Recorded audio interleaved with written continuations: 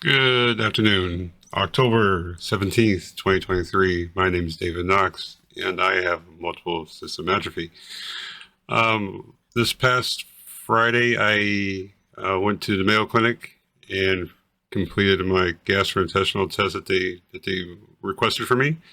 Nothing to do with the swelling, just with the bowel movements. And I want to tell you the results of that. So I got a couple screens here, and I'm going to be switching back and forth to help out.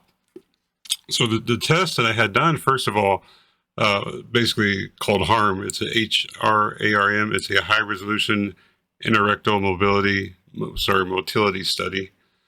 And just a little bit about this, what the study actually is, right? So it's used to assess the functioning of the muscles and nerves in the rectum and anal sphincters, right? So it's not a new test. I thought it was a new test when they said this doctor had just ordered it a few times, but this test has been around for a while. I guess Mayo Clinic does thousands and thousands of these tests, so they're pretty good at it.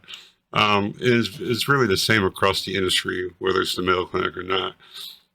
So you got to get your enema to clean yourself out 1 hour before the test, and then they insert a catheter, special catheter, and for the record, this is what that looks like.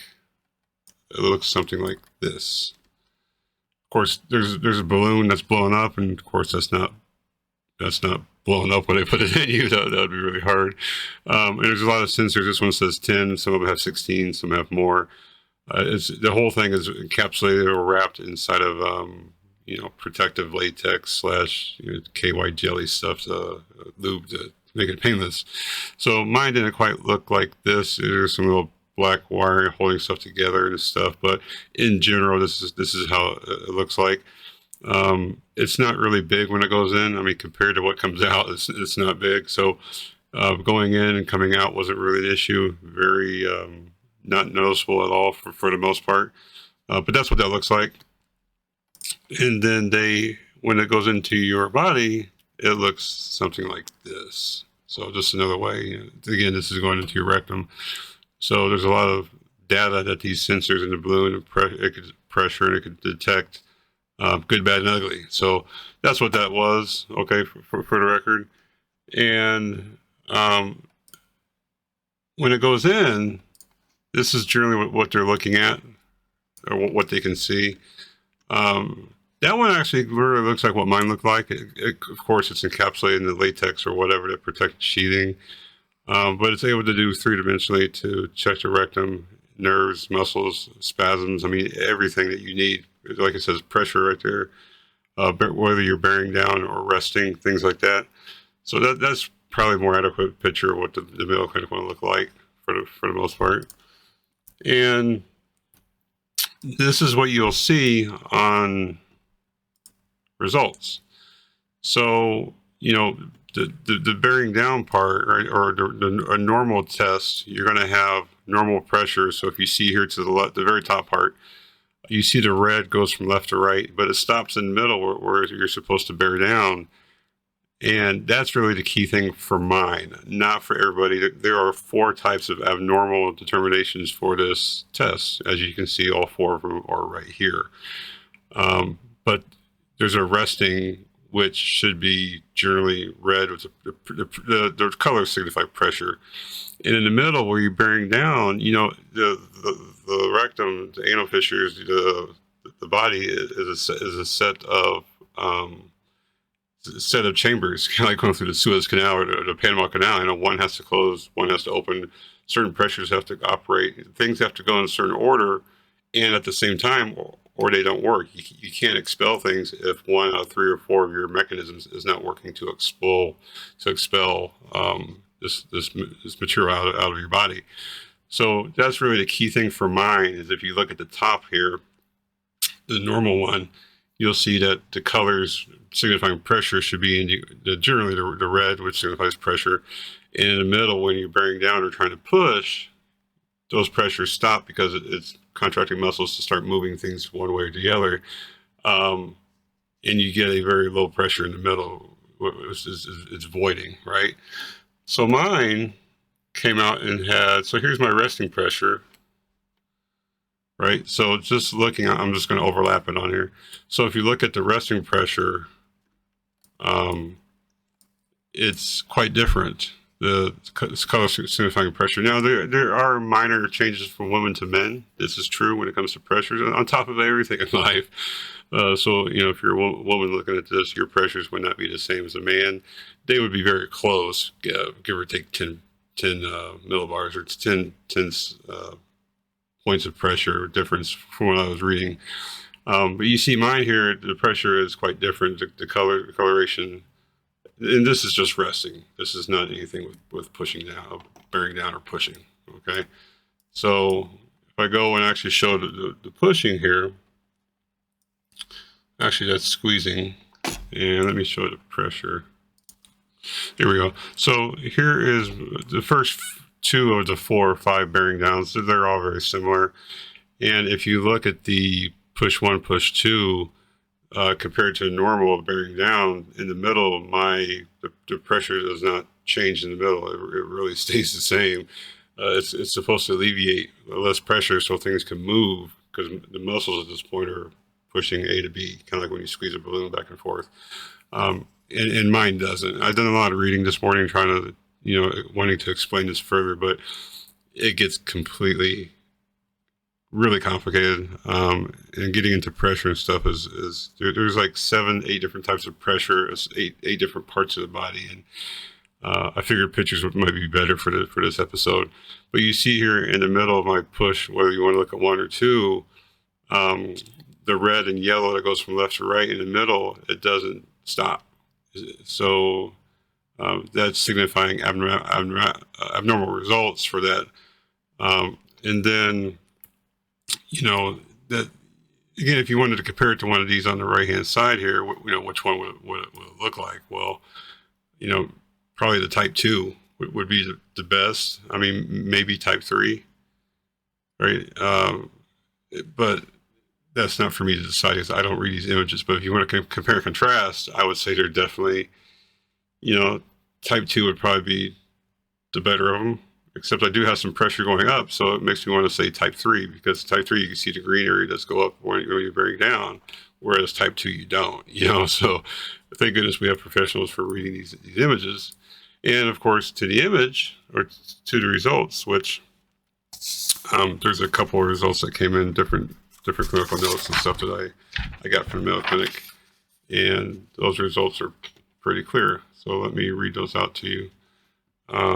It is, it doesn't really matter which one you want to read, but there you go. So here we see that talks about the procedure. All my results are on there. I have those results too. Indications were incontinence, right? Babblings, not be able to stop it, kind of going on yourself. And it says right here, right in the middle, interpretations, it says the anal pressure at rest was high. The anal pressure during squeeze was normal. The rectal anal inhibitory reflex is present, pushing, pulling, or squeezing, basically. Rectal sensation was normal. During the simulated ejaculation, pushing number 1, the increase in the intrarectal pressure was normal. Percent anal relaxation was reduced, less pressure. And residual anal pressure was normal, and the rectal anal pressure gradient was abnormal. The rectal balloon expulsion test was abnormal. Which they're saying is the profile suggestive of a rectal evacuation disorder. So, really, what does this mean? Well, that balloon test. So the reason why I knew this was wrong, I knew this was going to be abnormal, was I would sit down probably for the last 9-10 months trying to go to the bathroom, and it's like I couldn't expel everything. I couldn't void everything out of my system. I would go 2-3 times. You should only go once a day or twice. It depends on, for instance, right after Mayo Clinic and came back, 3 days I was eating a lot. I had one night I had 5 slices of pizza. Pizza Hut, cereal, and all. I mean, I had tons of food, and I didn't go to the bathroom for like 2 or 3 days, 2.5 days. And even then, you think that you'd sit down and go to the bathroom and expel it all at one time, and I didn't. I'd have to go 5-6 times a day just to get one one of these bowel movements out. So, I can really feel it up in my upper body, where the stomach actually is, up here, not down there, but up here above the intestine. I can feel it, getting full. But for some reason, I don't feel myself having to go. So, this test doesn't show everything, but it shows almost everything. Which that balloon test, at the very end of this test, they take out the sensors and leads and stuff like that, and I take that back. They take it out, and while you're on your side, they will insert a balloon. They'll fill it up with some liquid, saline solution, I imagine, and you're supposed to be able to push it out, right, within 60 seconds, definitely. And I could not push it out. Matter of fact, I asked the nurse, I said, "Are you sure this thing is still in there?" She's like, "Oh yeah, because when it comes out, it's like a water balloon. It has a big thud. They would hear it when it came out." And that's really the problem. I mean, one, I have, the diarrhea that goes for 9-10 months, and I don't know where this is stopping and why it's doing it, which is why I'm still waiting on blood tests and stool samples. Those are the only two things left over that we're waiting on today or tomorrow with the results. But I'm not able to go to the bathroom at one time, and then that's it. I got to go multiple times, just where a normal person will go one time. So, I tried hard to push that balloon out. I was grunting, going for it. And, you should definitely push it out very quickly, but over 60 seconds, they say it's abnormal. So that really signifies half of my problem of I can't push everything out at once like I'm supposed to. And then the second one is, I have all these diarrhea, which you're testing for enzymes and nutrients, or stool samples and blood. That's what they're testing for. So I'll definitely have a good answer for that coming up shortly. But this test was worthwhile. It was worth it. I think the whole process for that day at the Mayo Clinic was somewhere around just under $4,000 if you want an estimate for these things. But it definitely gave all the results. So, again, I'm here with gastrointestinal issues, certified, urology issues, certified, frontal cortex, certified, and then on top of all the other issues that I've been talking about for years, or at least for the last year and a half, fine motor skills, slurred speech. I also have vision problems that I just started the last couple of months. I went to a doctor a couple of weeks ago to get looked at, so that's a whole nother story too. So I can make another video about that. I'm still trying to get the records. The website's kind of weird, but this is very worthwhile. And if you're having issues, and especially with MSA, which again, this is autonomic. These are things we should not have to think to do, like speaking and breathing and talking, blinking your eyes and things like that. So just another indication that it's not Parkinson's, it's MSA. And to make things even more dramatic for you, mid-December, the 13th or 14th, I have an appointment to go back up with my Dr. Bauer, my neurologist from the Mayo Clinic, the one who originally said young onset Parkinson's disease. And since all the tests since all the tests are done, I'm going to sit in front of him and say, "Hey, can we talk about this? Because this doesn't match your original diagnosis when you said YOPD, without all my tests being back." So I have no doubt that will be a productive visit, honestly. Not throwing shade at anybody, but I got a few more things coming up. So keep this video short, try to make them a lot quicker. Again, I appreciate you guys. Love you to death. And if there's anything else you want me to talk about, or videos and stuff like that, let me know. I appreciate it. I appreciate each and every one of you liking, sharing, commenting. I'll respond to the comments as soon as possible. Love you guys to death. I'll see you in the next video. Thank you.